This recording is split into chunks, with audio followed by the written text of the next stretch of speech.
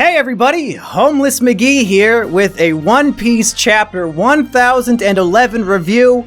Holy moly, holy shit, holy artichoke folks. I can't believe it. I'm actually sitting in front of a camera, unironically reviewing an individual chapter from One Piece. Very first time. I don't know how embarrassed I should be, but I mean, look what I'm sitting next to. This was the next most logical conclusion for my life. It is a little bit sad that my very first chapter review is going to be chapter 1011, only because so far this year, Oda has given us basically nothing but 10 out of 10 chapters. I mean, literally chapter 1010, one chapter ago, was much more exciting than this one. I mean, we've gotten so many hype, epic moments in the chapters that came out this year. If anything, this is probably the weakest chapter of the year. But it is focused on theme, it is focused on character development, rather than lay epic battles and fights. And personally, as a One Piece fan, I'm more interested in the character development and the themes more than the fights. The fights are fine, but I mostly enjoy the fights for how they inform us about character development. So, I guess in a way, this is a good place for me to begin my chapter reviews. Let's cut straight to the point. This is a controversial chapter because it focuses on Big Mom, and Big Mom's actions have a lot of people really upset. I've read a lot of opinions on 4chan and on Reddit, and it seems like not the consensus opinion, but a very popular opinion is that Big Mom, especially in this chapter, is a very inconsistently written character, a bad character. She's pulling off a Deus Ex Machina, if you will. And I wholeheartedly disagree. I think Big Mom's character is completely consistent, even in this chapter, and I would like to explain why. Because if people are going to dislike Big Mom, that's fine. Big Mom is not one of my favorite characters, certainly not. Probably not even in my top 40 favorite One Piece characters. I'm fine if you hate Big Mom. I just want you to hate her for the right reasons. And from what I've been reading, a lot of people's hatred is based on a misinterpretation or a misunderstanding of her character and how her character traits tie into the overall themes of the story. So I'm going to try to convince people who hate Big Mom and what she does in this chapter. I'm going to try to convince them why what she did makes sense, and then I'll allow them to continue hating Big Mom. So what does Big Mom do that has everybody in such a tizzy? Well, Big Mom has allied with Kaido and his crew. So that's supposed to be the big boss. So how are we supposed to beat two Yonko at once? Big Mom and Kaido, blah, blah, blah. But it seems in this chapter that Big Mom is now a turncoat. It seems as though Big Mom has betrayed Kaido and is now going to fight for Luffy's side based on basically nothing. And that has a lot of people upset. They're calling Oda a hack and saying, well, yeah, of course, there's no way they can beat two Yonko, so of course Big Mom is just gonna switch sides for no fucking reason. And if that was true, I would agree, that is shitty fucking writing. But that is not at all what is happening here. Big Mom runs into Tama, Usopp, and Nami, who are running away from Page 1 and Ulti, and when she sees Tama, she becomes very friendly. This is because Big Mom and Tama are friends. In Act 2, Big Mom went through a very traumatic experience. She almost drowned, which if you're a Devil Fruit user, drowning is your biggest fucking fear. But she luckily washes up on the shores of Wano with amnesia. She's in a very vulnerable position. She's lost her identity. She doesn't really know what's going on. And she's hungry. And I don't know if you've noticed, it's a blink and you'll miss it moment. But Big Mom, one of her main character motivations is food. Again, you might not have picked up on this, but in the Whole Cake Island arc, there is a brief scene that goes on for about 50 chapters where Big Mom just keeps saying, I want wedding cake, give me wedding cake, I'm all about that wedding cake. She does that non-stop for about 58 and a half chapters. Again, you might have missed it, but it's safe to say one of Big Mom's main motivating factors in life is food. So it makes sense that Big Mom would be friendly towards Tama, because Big Mom was in a vulnerable position, she didn't know who she was, and Tama became her friend. Tama took care of her, and most importantly, Tama took her to Okabore Town, and they gave her food. They gave Big Mom food. I cannot stress enough how important that is to this character. So, when Big Mom finds out that Okabore Town was punished and destroyed, and the people were fucking slaughtered because they gave her food and essentially helped out Tama and the gang, she's rightfully pissed. And I'm gonna dive more into that in a little bit, but I've got a lot more to say to build up to it. So I think the obvious thing that critics are going to say is, oh, this is a character that is mainly motivated by her love of food. Well, that's a shitty character. What garbage writing is this? And really, you might have a point there. I think there was one other character in the story who has a primary motivation being food. Again, it was a minor character. I think his name was Monkey D. Luffy. Thematically, one of my favorite aspects of One Piece is the parallel between Luffy and his enemies. With basically every single enemy Luffy goes up against, there is a direct parallel, something that the two of them have very much in common, but it's the way that they react to this commonality that sets them apart. It's what makes Luffy the hero and his enemy the villain. And I'm gonna go on a very brief tangent. I promise we'll come back to Big Mom and justifying Big Mom. We'll get there. I just have to explain the thematic thought process I went through to come to this conclusion. If I had to give a name to this theme, I guess it would be, you're allowed to have something in common with an evil person as long as you don't use that commonality to harm innocent people. There's probably a more succinct and academic way of describing that, but that's the best I got for you. And it's very important that that is one of the main themes of the story, because it's a story about pirates. And pirates, historically, are fucking evil. Pirates love to rape, pillage, and murder innocent people. Okay, they're not the good guys in most contexts. And in this story, the vast majority of pirates we meet fall into that version of piracy. They're fucking cruel, evil, savage people who do horrible things to innocent people. But then we have Luffy and the Straw Hat Pirates. They're on the same spectrum as these other pirates. They're all pirates. They're all on the pirate spectrum. But they're on opposite ends of it. Luffy is a pirate because of his love of adventure. Because he wants to go find the greatest treasure in the world. Because he loves freedom. His dream isn't to find the One Piece because he thinks it's a big pile of gold and he loves money. That's Nami's job.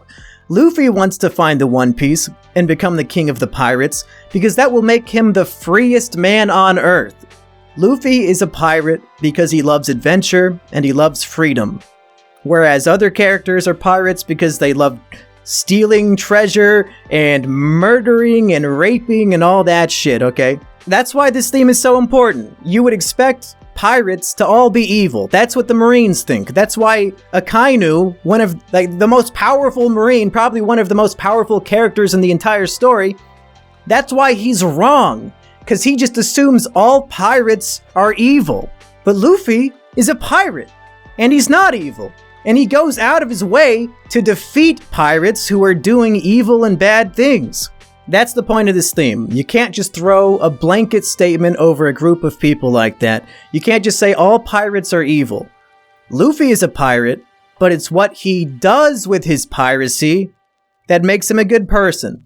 And we see that sort of parallel time and time again throughout the story, where Luffy will come head to head with another pirate captain, and they'll have some aspect of their personalities will parallel each other. But then it's what they do with that parallel that sets them apart and usually leads to Luffy winning the day. Another classic example of this is represented with the introduction of Blackbeard in Jaya.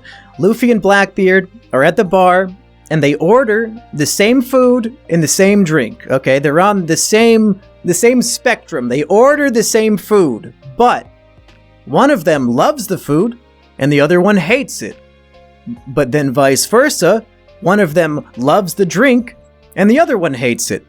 They're on the same spectrum, but they're on opposite ends of the spectrum, and I think it's great that he introduced Blackbeard in that way, because Blackbeard is the most piratey pirate of the entire story. His name is literally fucking Blackbeard. If I told you, can you name a pirate, you would say Blackbeard. That's the most famous pirate name imaginable.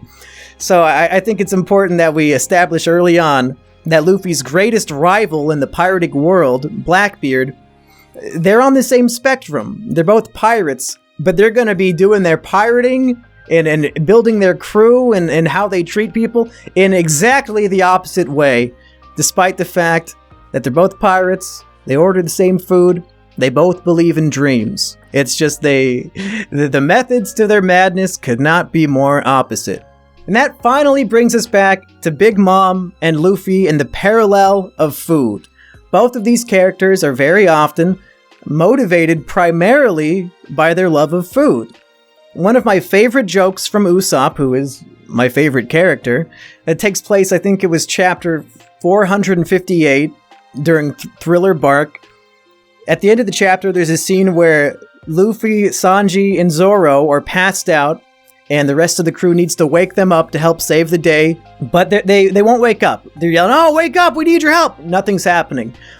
So Usopp comes up with a brilliant plan.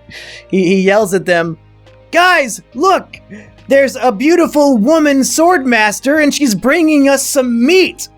And immediately, all three of the guys wake up because Usopp knows their main motivations. Sanji wakes up because he's a fucking simp and he wants to see a beautiful woman so he can try to do something with her. Luffy wakes up because he wants the meat, and Zoro wakes up because he wants to see the Swordmaster. And even in Alabasta, Luffy pretty much makes a deal with Vivi. Hey, yeah, I'll save your country from Crocodile, but if I do, you better give me a shit ton of food. There better be a lot of meat on the table. And really, most of the arcs, Luffy wants to defeat the main villain as fast as possible so that they can celebrate and have a huge feast. It's safe to say Luffy has meat on his mind about 95% of the time. And that parallels perfectly with Big Mom. Big Mom has based her entire life around food. Within her territory, every island specializes in making one type of food that she likes. If islands around the world want her protection, they have to pay her food. They have to give her candy, sweets, cake, all this shit in order to have her protection. And if they don't deliver on it, she's gonna go fuck their shit up. Okay? These are two characters who are very much motivated by their love of food.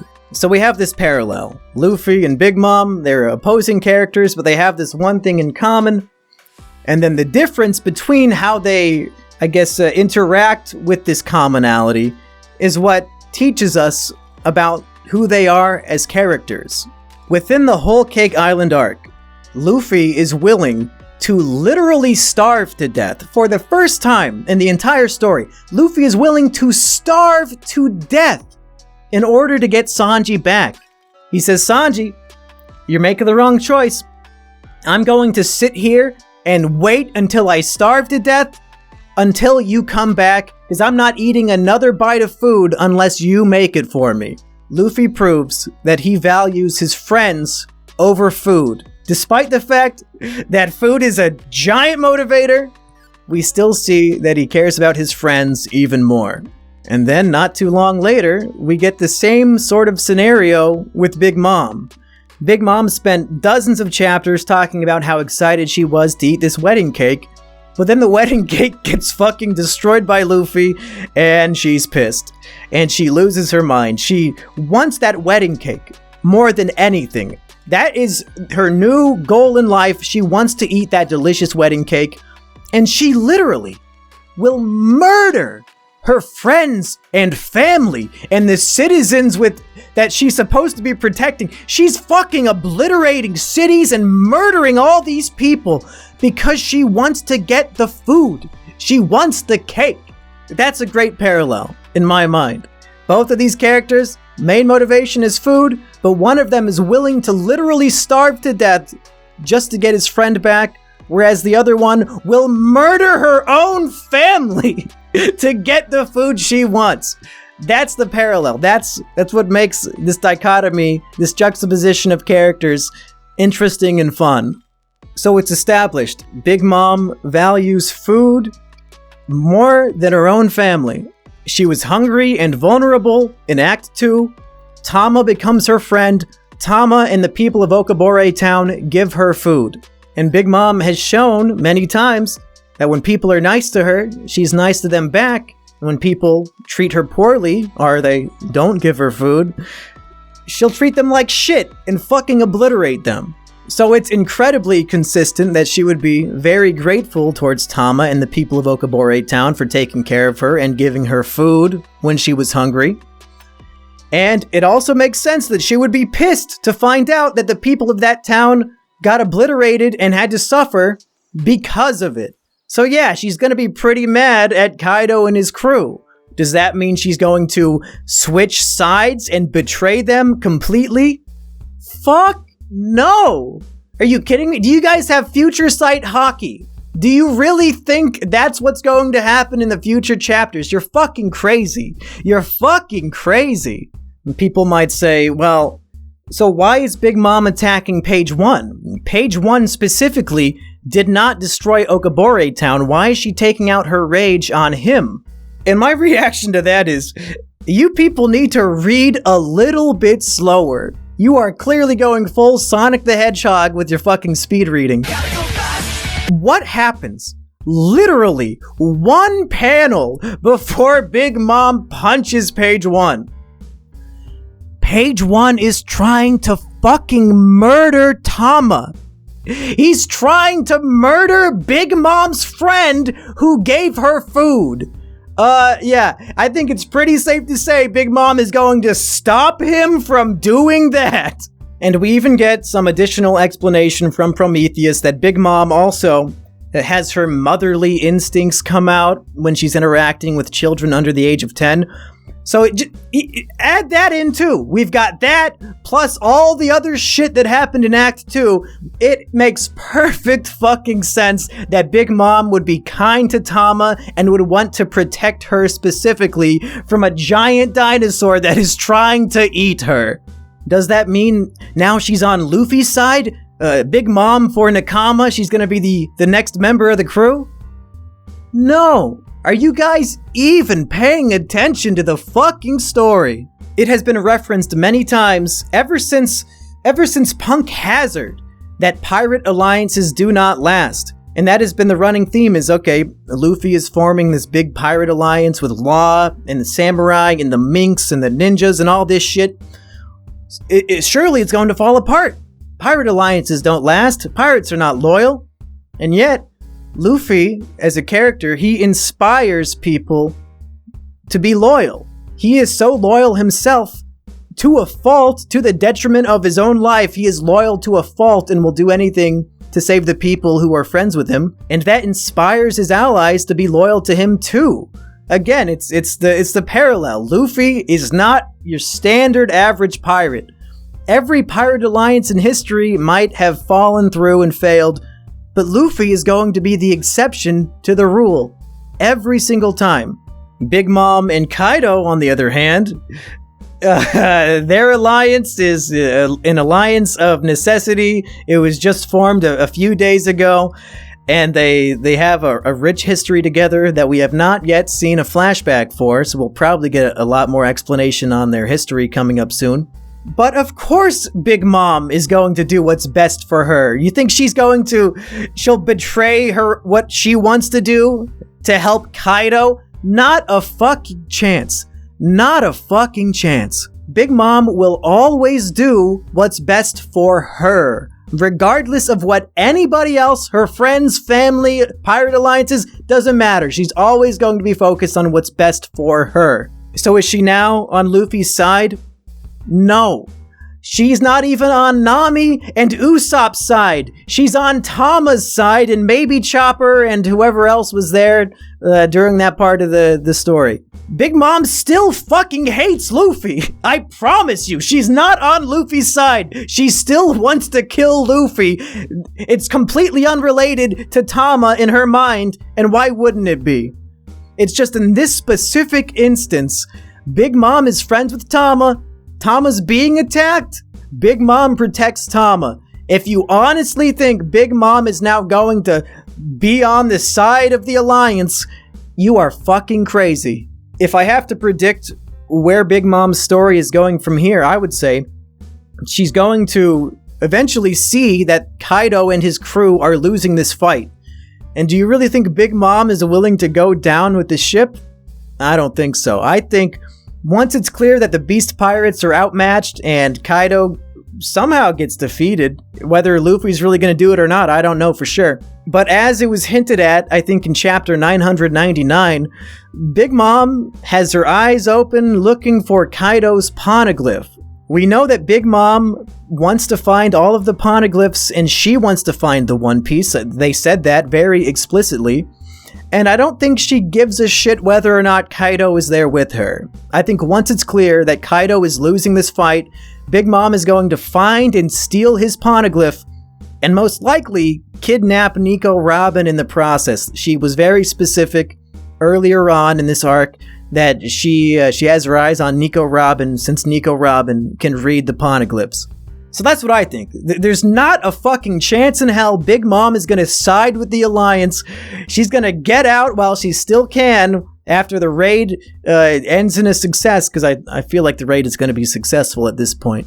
And she's going to take the poneglyph, she's going to take Nico Robin, she's going to reunite with her crew, and she's going to get the fuck out of there. She's going to go straight to Elbaf to get the final poneglyph. And then the Straw Hats, that's going to be the next arc. They're going to follow Big Mom to Elbaf, and then they'll probably do their big fight with her there. And then maybe she'll have a redemption arc and become a friend, but it's not going to happen in Wano. That I can guarantee you. And I'm going to look like a real big fucking idiot when chapter 1012 is called Big Mom for Nakama. But I'm just saying, guys, that's my interpretation of the events and the characters and the themes. If you're going to hate Big Mom, that's fine, but at least do it for the right reasons. Anyway, I'd say this chapter is probably like an 8 out of 10. It's mostly just a setup. It doesn't have any of the big major moments of even the chapter directly preceding it. I don't really care that Killer is now going to fight Hawkins 1v1. I don't give a shit about either of those characters. I did enjoy the comedy of Usopp and Nami trying to escape from page 1, and they're just beating the shit out of him as he's hanging on to the back of the weird monster thing. But yeah, it's not a super hype chapter. It's fine. It's setting things up. I think the rest of Act 3 will be setting up all these 1v1s. We still have to see who Sanji's gonna pair up with. And that's about it. That's all I got to say about this chapter. Maybe if something else comes up, we can talk about it on a live stream. But that's mostly what I had to say.